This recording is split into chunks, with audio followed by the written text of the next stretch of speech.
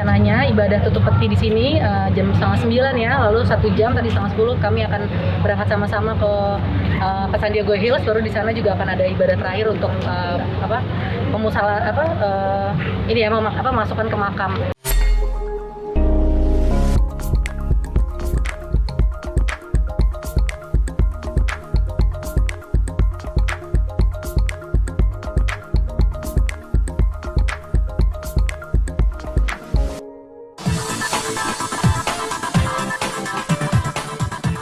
Mbak, boleh tahu hari ini prosesinya apa dari rangkaian kemarin? Hari ini sih kita full ibadah, penghiburan buat keluarga dari pagi sampai malam. Jadi ada beberapa komunitas gereja yang akan melakukan ibadah penghiburan. Nah besok baru ibadah tutup peti, ibadah penghiburan terakhir, tutup peti, dan juga akan dimakamkan ya di San Diego Hills. Jam berapa besok Pak kira-kira? Kenapa? Besok jam berapa rencananya? Besok ibadah tutup peti sekitar 8:30 ya. Terus habis itu biasanya 1 jam baru kita pergi ke San Diego Hills. Nanti di sana ada ibadah singkat untuk menurunkan jenazah ke peristirahatan terakhir. Kalau boleh tahu sedikit kronologis penyakit. Iya, sebetulnya kan memang Radit mungkin total udah 3 minggu ya perjalanan atau proses sakitnya ya gitu, dan COVID, karena dia memang ada komorbid asma dari dulu, dari kecil. Nah itu yang memperberat dia waktu sakit COVID. Nah jadi dia dari rumah, dia sempat isoman di rumah 1 atau 2 hari, lalu dia akhirnya dibawa ke Wisma Atlet sama anaknya. Terus udah gitu juga kemudian yang lain ya menyusul, mbaknya, ada driver, terus akhirnya istrinya, anaknya. Jadi total tuh ada 10 orang yang di keluarga yang kena COVID dan akhirnya dirawat di Wisma Atlet. Tapi karena dia ternyata kondisinya cukup, ada asmanya tadi, komorbidnya, ya akhirnya kondisinya tidak cukup sebaik yang lain. Akhirnya dia harus di HCU di Wisma Atlet dan akhirnya di refer ya ke Rumah Sakit Persahabatan, dan di situ akhirnya masuk ICU dan sempat mungkin sekitar seminggu terus atau hampir 2 minggu sempat baik kan, dan bahkan dia udah disuruh pulang, tadinya udah bisa pulang, 2 hari kemudian udah bisa pulang, tapi ternyata di situ malah dia udah keluar dari ICU, udah pindah ke ruangan, dan malah dia drop di situ. Drop lebih karena ada radang ternyata di badannya, di tubuhnya, sehingga akhirnya dia harus masuk ICU lagi, dan di situ juga udah negatif. Jadi puji Tuhan udah negatif COVID-nya, makanya dia boleh masuk di ruang ICU yang non COVID gitu. Dan mungkin sekitar 6 hari. Terus akhirnya dia sampai akhirnya dia menghembuskan nafas terakhir itu di ICU di Rumah Sakit Persahabatan. Artinya belum sempat pulang ke rumah ya? Belum, sama sekali belum. Tapi semua keluarganya bersembilan tuh sudah sembuh ya. Semuanya udah sembuh. Nah, kecuali memang Radit. Karena latar belakang tadi penyakit tadi ada ya? komorbid asmanya juga, dan ternyata setelah sembuh dari COVID itu di ICU yang kedua ternyata ada sebutannya post COVID atau apa. Jadi itu ternyata ada radang di tubuhnya, di badannya, dan akhirnya tuh mulai nggak stabil, naik turun ya kondisinya. Terus juga ternyata ada badai, apa sebutannya? Badai yang intinya adalah kayak autoimun ya, badai sitokin itu yang tubuhnya resisten ya terhadap obat-obatan gitu. Jadi itu yang membuat memang case-nya jadi lebih berat sih kalau kata dokter gitu ya. Tapi puji Tuhan sih, dan dia akhirnya pakai ventilator, ditidurkan ya gitu biar nggak sakit, dan ini sih sampai akhirnya kondisinya akhirnya ya udah dia sudah sembuh ya secara kacamata iman gitu, walaupun kalau menurut kita mungkin ya ini meninggal akhirnya ya, tapi ya kita percaya dia sudah sembuh sih. Kondisi Mbak Joan sendiri bagaimana? Sih kalau komunikasi sih terutama sama Joanna ya, sama keluarga tuh intens. Mereka setiap hari tuh pasti FaceTime ya sama anak-anak, sama Joanna, sama keluarga juga. Terus kita juga karena memang nggak bisa dijenguk kan waktu udah di ICU yang kedua, jadi memang ya udah hanya FaceTime sih, virtual. Jadi memang di saat-saat terakhir memang keluarga tidak bisa bertemu ya, hadir ya, tapi tetap by phone sih. Ada pesan nggak sih yang disampaikan almarhum? Kalau ke kami kakak beradik sih secara khusus sih nggak ada ya, tapi kalau ke keluarga juga bukan pesan terakhir ya, tapi kayak karena dia intens gitu, dan dia juga sangat intens dengan anak-anaknya. Bahkan mereka juga Adit sama anaknya juga udah sampai nangis, sama-sama nangis bareng ya, mungkin karena dengan ketakutan sakit. Jadi mereka Adit dan juga anak-anak dan juga Joanna, aku rasa ya gitu ya, ada mungkin pesan-pesannya lebih ke ya gitu, mereka percaya bahwa ya semua udah di dalam kendalinya Tuhan gitu, dan pasti Tuhan akan taking care anak-anak dan Joanna dan semuanya gitu. Jadi kalau pesan terakhir sih specifically sih nggak ada sih Kondisi Mbak Joanna sendiri seperti apa, Mbak? sekarang. Ya, dari Dia rangkaian sehat sih, ya, puji Tuhan dia sehat ya, karena ya itu sehat, dan ya pastinya sedih lah ya gitu, siapa yang nggak sedih, tapi ya karena bersyukurnya support dari berbagai pihak kan banyak banget supportnya, dan jadi itu yang jadi kekuatan ya, dan anak-anak juga jadi kekuatan juga buat dia sih. tapi cukup shock juga ya. Gitu Mbak, tidak tentang naik turunnya kan berarti kan udah semangat banget, udah sempet Iya. seperti apa Mbak?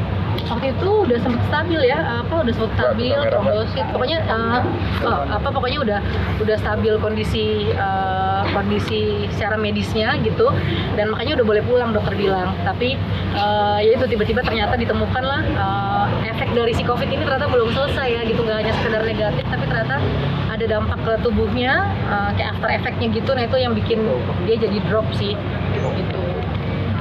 Mungkin Kak Radit sendiri kan dikenal dengan sosok yang motivator, sudah menginspirasi banyak orang. Mungkin di masa keluarga seperti apa sosoknya? Kalau Adit sih yang pasti dia kebanggaan buat orang tua ya gitu, buat papa, mama, buat semuanya sih, buat kakak beradik juga ya, dia ya kebanggaan lah gitu. Dan juga ya yang pasti dia jadi teman, jadi sahabat, jadi mentor juga lah ya, jadi pastor buat kami juga, karena kami bergereja di gereja yang sama semua, yang dimana Radit jadi gembalanya.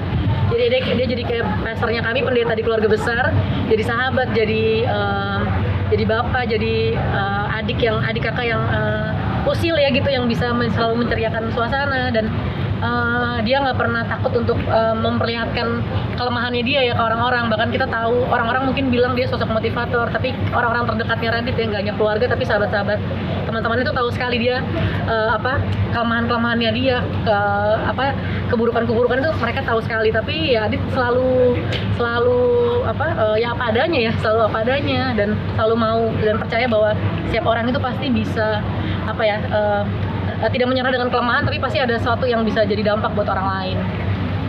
Itu sih. Tahu dari keluarga sendiri alasannya memilih menggunakan Alasannya kenapa bisa dia dulu? Mungkin ada pesan-pesan dari mungkin ada beliau. Oh enggak sih, Radit tidak ada permintaan khusus kemana aja, tapi itu mungkin dirasa keluarga tempat yang terbaik ya gitu, tempat yang terbaik dari sisi tempat pemakaman. Jadi itu sih nggak ada alasan khusus. Tapi mungkin mempertegas dan menambahkan gitu teknis untuk besok, dimulai dari tutup peti, terus keberangkatan sampai di sana di San Diego Hill, mungkin di blok apa gitu pemakamannya. Oh, Mas bentar. Rencananya ibadah tutup peti di sini jam 8:30 ya, lalu 1 jam tadi 9:30 kami akan berangkat sama-sama ke San Diego Hills, baru di sana juga akan ada ibadah terakhir untuk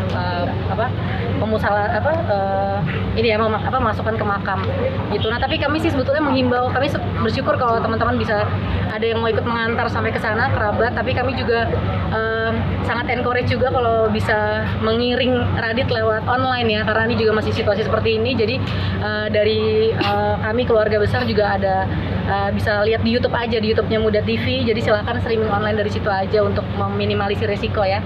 Gitu. Itu sih Kak. Misalnya dari pihak keluarga, apa sih yang membuat Kak Radit sendiri memutuskan untuk jadi pastor atau pendeta? Oh, iya. Melihat latar belakangnya beliau. Iya, ya mungkin teman-teman sebagian ada yang udah pernah lihat juga ya, tapi dia kan dulunya ya dia bandar narkoba, dia pergaulan bebas, dia semua yang menurut orang tuh nggak bagus ya, tapi memang ada di satu titik waktu itu titik di mana Joanna akhirnya diketahui hamil waktu itu, dan justru titik pertamanya adalah dia merasa yang harusnya dia mendapatkan hukuman yang siapa yang orang tua yang terima sih kalau tahu anaknya ngamilin anak orang ibaratnya gitu kan. Nah, tapi justru waktu dia datang ke ayah kami, ke papa, tapi justru dia pikirannya itu adalah dia pasti akan diusir dari rumah, mungkin dicoret dari KTP, dari kakak keluarga, tapi justru malah papa waktu itu bilang gini, ya udah Dit, kalau kamu kalau mau menggugurkan papa yang akan tanggung dosa kamu. Jadi di situ tuh dia ngerasa ini ada kasih yang nggak bersyarat yang dia dapat dari bapaknya, dan itu sih justru pengampunan itu yang dia ngerasa wah ini itu yang akhirnya buat dia ketemu Tuhan ya, bahwa kasih tanpa syarat itu ya betul-betul ada ya, dan itu yang membuat dia akhirnya mau bertanggung jawab sama Joanna, dan dia mau betul-betul dia ketemu Tuhan dan dia merubah hidup dari situ akhirnya betul-betul kayak ya itulah di situ titik baliknya dia ya, karena dia menerima pengampunan dan kasih dari Bapa itu. Respon keluarga seperti apa, Mbak? Kenapa? Respon keluarga ketika tahu perubahannya sangat 180 derajat lah seperti itu. Iya, kita sih sangat bersyukur. Kita nggak ngelihat kok bisa ya, kita sih nggak gitu ya. Kayaknya kita justru ngelihat ya kita sangat support Adit full. Kita sangat support Adit full. Jadi kita Adit punya gerakan apa, pelayanan apa, kami sebagai kakak beradik itu sangat full. Orang tua juga gitu sangat full dengan segala yang Adit lakukan ya. Gitu sih. Kalau tentang perubahan sih mungkin mau sedikit nambahin, justru aku sama adik saya ini orangnya baik-baik aja sih.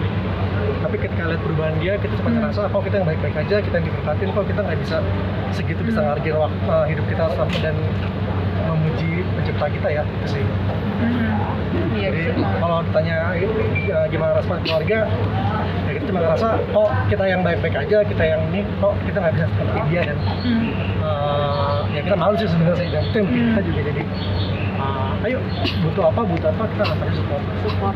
Tapi paling enggak keluarga bangga ya ketika Radit dipanggil pun posisinya udah bagus seperti itu Iya ya. sangat, bahkan sampai sekarang pun kami sangat dan orang tua juga, anak-anak juga ya sangat bangga ya sama Radit ya, karena bahkan di masa duka, ketika dia meninggal pun, di masa kematiannya dia pun betul-betul kita ngelihat buah-buah dari pelayanannya Radit betul-betul nyata ya gitu.